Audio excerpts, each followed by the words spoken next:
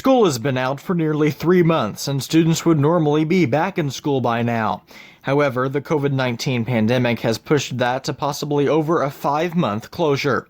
5 months is a long time, and Heron Superintendent Dr. Terry Riker is counting down the days until he can welcome back students.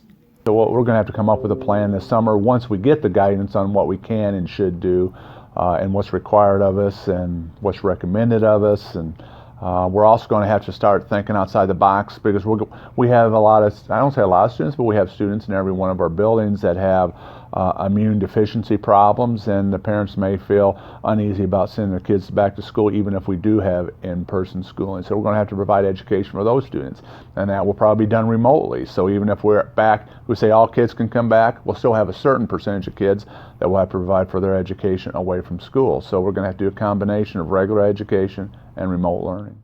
On Wednesday, the Illinois State Board of Education held a meeting discussing possible recommendations or guidelines for reopening schools in the fall for in-person learning. Some of the ideas that were discussed include requiring masks for students and faculty in most areas of the school building. Another idea was to screen students and faculty when they enter the building and limit capacity to no more than 50 people per room.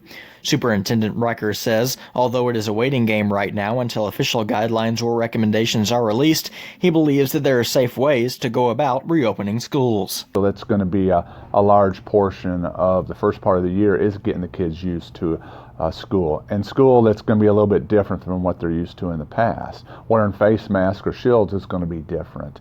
Possibly not being able to go outside for recess, that's going to be different. Possibly having to stagger lunch periods out over an extended period of time and having fewer kids at lunch is going to be different. Possibly eating in the classroom is going to be different. PE is going to be different. Music's going to be different. Chorus is going to be different.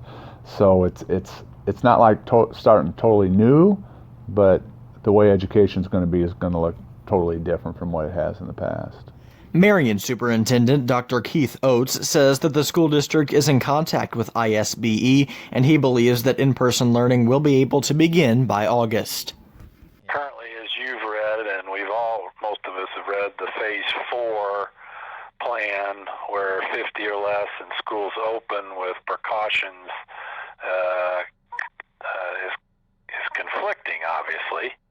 I mean, we know in our schools, our high school has 1,100 kids, our junior high has 800. I mean, we have 7 buildings, we're a big school district. So the 50 or less with schools opening they're contradictory statements. So they're going to have to unwind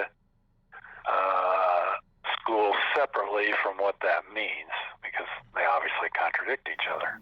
The Illinois State Board of Education is expected to release their guidelines or recommendations by the end of this month.